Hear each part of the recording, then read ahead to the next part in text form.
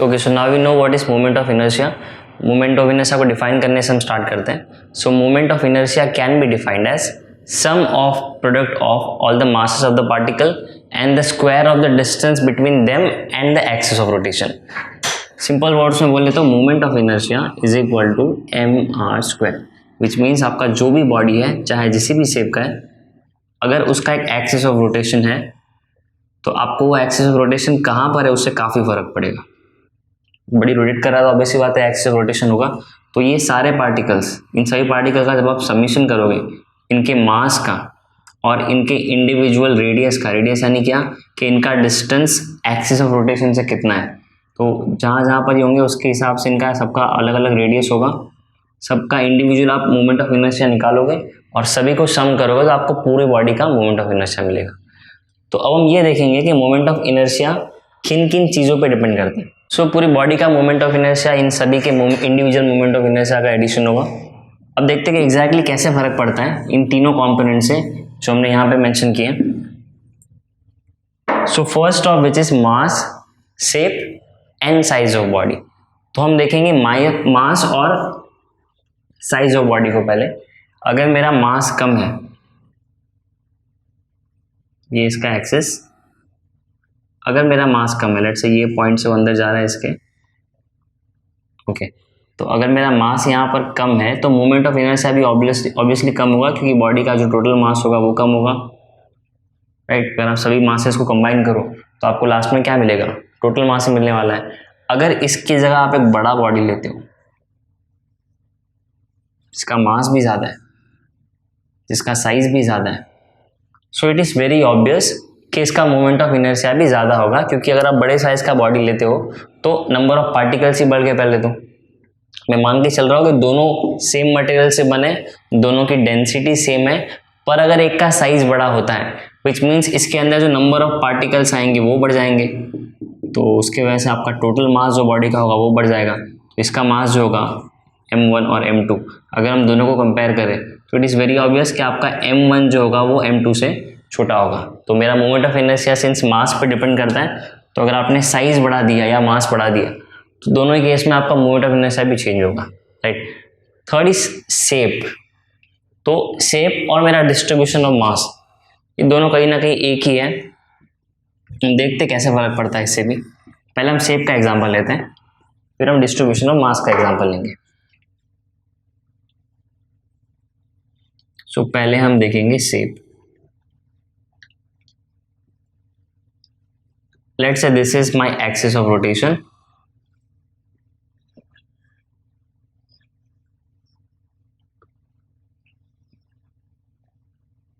चलो मैंने यहाँ पे तीन अलग अलग शेप लिए। एक है मेरा रेक्टेंगल, दूसरा है मेरा ओवल शेप और तीसरा है मेरा ट्रायंगल, और ये 3 डायमेंशनल है विच मीन्स ये होंगे मेरे, ये होगा मेरा क्वाड्रिलेटरल।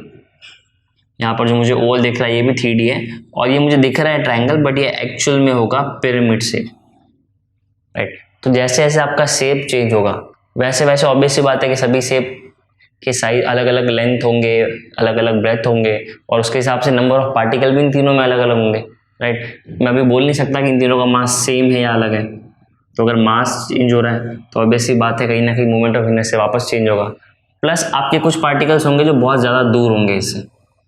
देखो इस केस में आपके पार्टिकल्स इवनली डिस्ट्रीब्यूटेड है, यहाँ पर आपके पार्टिकल काफ़ी दूर है बट यहाँ के पार्टिकल आपके कहीं ना कहीं काफ़ी पास हैं। तो डिस्ट्रीब्यूशन ऑफ मास इन सबका अलग अलग हो जाएगा। अगर मैं मान के भी चलूँ कि तीनों का मास सेम है, स्टिल इनका distribution of mass around the axis is completely different. तो अब हम देखते हैं डिस्ट्रीब्यूशन ऑफ मास से कैसे फर्क पड़ता है। पहले तो यहाँ पे शेप अलग होगा तो मास अलग हो सकता है, राइट। अगर मास सेम भी है इवन तो दोनों का शेप अलग है तो भी आपका काफी फर्क पड़ेगा। एग्जांपल देखते हैं यहाँ पे कि अगर आपका डिस्ट्रीब्यूशन ऑफ मास अलग है दोनों का तो ये आपके मोमेंट ऑफ इनर्शिया को कैसे अफेक्ट करेगा। तो हम 3 बॉडी लेते हैं।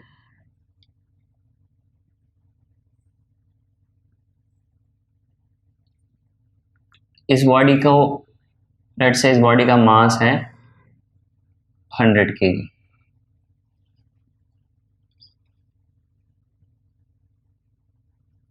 अब ये भी उसी टाइप का बॉडी है, उसी मास का बॉडी है, पर इसका शेप थोड़ा सा अलग है।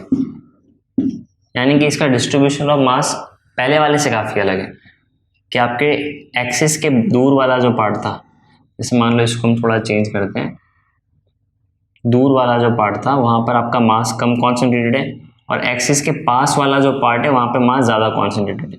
Let's assume this body also has the same mass.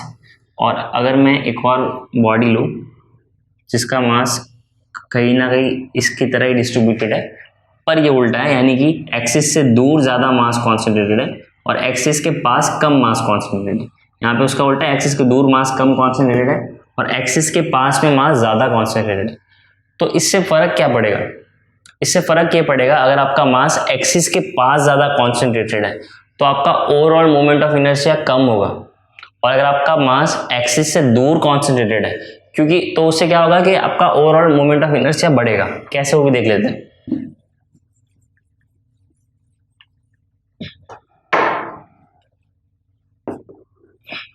अब हम क्या करते हैं, तीसरा पॉइंट भी इसी के साथ देख लेते हैं कि एक्सिस को चेंज करने से क्या फर्क पड़ता है। तो मास डिस्ट्रीब्यूशन का भी हमको इसी में आइडिया आ जाएगा। लेट्स से मेरे पास एक बॉडी है जिसमें एक्सिस बीच से पास हो रहा है। अब मैंने क्या किया, एक्सिस को चेंज कर दिया, वो सेंटर से नहीं थोड़ा दूर से पास हो रहा है। Same body same mass, both having same mass m। अब इसका जो भी हम टोटल हर एक का मास और रेडियस का स्क्वायर करेंगे, हर एक का इंडिविजुअल मोमेंट ऑफ इनर्शिया निकालेंगे, पूरा ऐड करने के बाद मुझे टोटल मोमेंट ऑफ इनर्शिया मिलेगा I1। और same goes with this also, हर एक बॉडी का मोमेंट ऑफ इनर्शिया निकालोगे, हर एक का इंडिविजुअल मास, इंडिविजुअल रेडियस का स्क्वायर, ये प्रोडक्ट करके सभी को ऐड करोगे, लास्ट में आपको बॉडी का मोमेंट ऑफ इनर्शिया मिलेगा I2। हम पूरे पार्टिकल्स को तो ऐड नहीं कर रहे, हम कुछ पार्टिकल्स को देखते हैं। जैसे लेट्स से यहाँ पर अगर मेरा एक पार्टिकल है और यहाँ पर एक पार्टिकल है, लेट्स से ये है डिस्टेंस पे 5, ये भी है डिस्टेंस पे 5। अब मैंने सिर्फ 5 का एग्जांपल लिया, बट यहाँ पे और बहुत सारे पार्टिकल होंगे जो 4 के डिस्टेंस पे, 3 के डिस्टेंस पे, 2 के डिस्टेंस पे, 1 के डिस्टेंस पे, राइट। तो दोनों तरफ इक्वली बैलेंस होंगे, क्योंकि मेरा एक्सिस सेंटर से पास हो रहा है तो सिमेट्रिक होगा मेरा डायग्राम। तो हम सिर्फ ये 2 का एग्जाम्पल ले रहे हैं, ठीक है। 2 पार्टिकल, एक को नाम देता हूँ मैं A, दूसरे को नाम देता हूँ B। पहले पार्टिकल का मास है m1 जो कि है लेट्स से 1 kg, और दूसरे पार्टिकल का नाम देते हैं m2 which is also of same mass that is 1 kg। अगर मैं पहले वाले केस में, केस 1, पहले वाले केस में अगर मैं मोमेंट ऑफ इनर्शिया निकालने ट्राई करूँ, सिर्फ 2 पार्टिकल का निकाल रहा हूँ मैं, तो मुझे मोमेंट ऑफ इनर्शिया क्या मिलेगा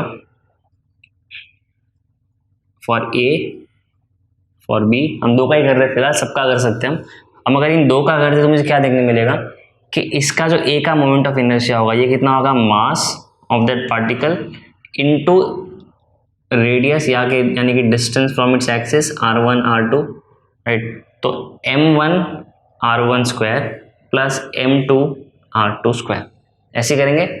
मास मुझे दोनों का पता है, कितना है मास, इसका मास है 1 kg, इसका भी मास है 1 kg। रेडियस भी इस केस में मान के चलते दोनों का 5 है, जैसे कि हम डायग्राम में बनाया, which means this will B 5 square and this will also be 5 square. On adding both of this, ये मुझे मिलेगा 25, ये भी मुझे मिलेगा 25, which is 50। Moment of inertia का यूनिट होता है kg मीटर स्क्वायर। ये कहाँ से है वो भी देखेंगे। तो ये मेरा टोटल मोमेंट ऑफ इनर्शिया है 50। कौन से मोमेंट ऑफ इनर्शिया की बात कर रहा हूँ मैं, I1 की, पहले केस के लिए। अब सेम मास का बॉडी अगर हम एक्सिस थोड़ा सा चेंज कर दें, केस 2, अब क्या चेंज होगा, तो इसी के अंदर हम चेंजेस करते हैं। अभी चलो यहाँ पर लिखते हैं इसको। अगर मेरा बॉडी का मास डिस्ट्रीब्यूशन चेंज हुआ, लेट से अब इस केस में मोमेंट ऑफ इनर्शिया को लेंगे I2, फॉर्मूला वापस सेम होगा IA प्लस IB। पार्टिकल अभी भी वहीं पर है, लेट से एक पार्टिकल के ऊपर से एक्सिस पास हो रहा है, B के ऊपर से, और A मेरे एक्सट्रीम दूसरे एंड पे, A एंड B। अब फॉर्मूला अभी भी सेम रहेगा, I का मोमेंट ऑफ इनर्शिया, B का मोमेंट ऑफ इनर्शिया, इसका पूरा डिस्टेंस भी अभी भी सेम है। पर इसके लिए जब हम निकालेंगे, यानी A के लिए, this will B m1 r1 square plus m2 r2 square. तो जब हम पहले के लिए निकालेंगे तो यहाँ पे तो हम इन दोनों को 1 ही लेंगे, ये भी 1 होगा, ये भी 1 होगा। पर जब रेडियस निकालेंगे हम पहले वाले के लिए, यानी A के लिए, तो अब उसका रेडियस कितना हो गया रहेगा, सिंस ये पहले 5 5 था, अब मेरा एक्सिस इस पे शिफ्ट हो गया है, दैट मीन्स ये पूरा डिस्टेंस मेरा हो गया होगा 10, राइट, A के लिए। So this will B into 10 square plus, अब सिंस ये एक्सिस के ही पास हो रहा है, बी एक्सिस जो है बी पॉइंट से पास हो रहा है, तो यहाँ मुझे लेना पड़ेगा 0 square, but still it is well balance ना, यहाँ पे 10 5 से बढ़ गया तो यहाँ ये भी 5 से कम हो गया, बट स्टिल जब हम इन दोनों को ऐड करेंगे this will be 100 plus 0, total will be 100 kg metre square. पे दोनों 5 5 था, यहाँ पे 10 0 कर दिया, तो अगर आप डायग्रामेटिकली देखो तो कुछ खास फर्क नहीं पड़ना चाहिए, यहाँ 5 बढ़ा है तो यहाँ 5 कम हुआ है, बट मेरा मोमेंट ऑफ इनर्शिया जो होता है वो सिर्फ रेडियस पे डिपेंड नहीं करता, वो डिपेंड करता है रेडियस के स्क्वायर पर। दिस इज द रीजन जिसके वजह से हमको इतना डिफरेंस देखने मिलता है। यानी अगर आप एक बॉडी के अंदर एक्सिस अलग अलग जगह पर भी रखते हो तो आपको हर एक एक्सिस के लिए आपको अलग मोमेंट ऑफ इनर्शिया मिलेगा।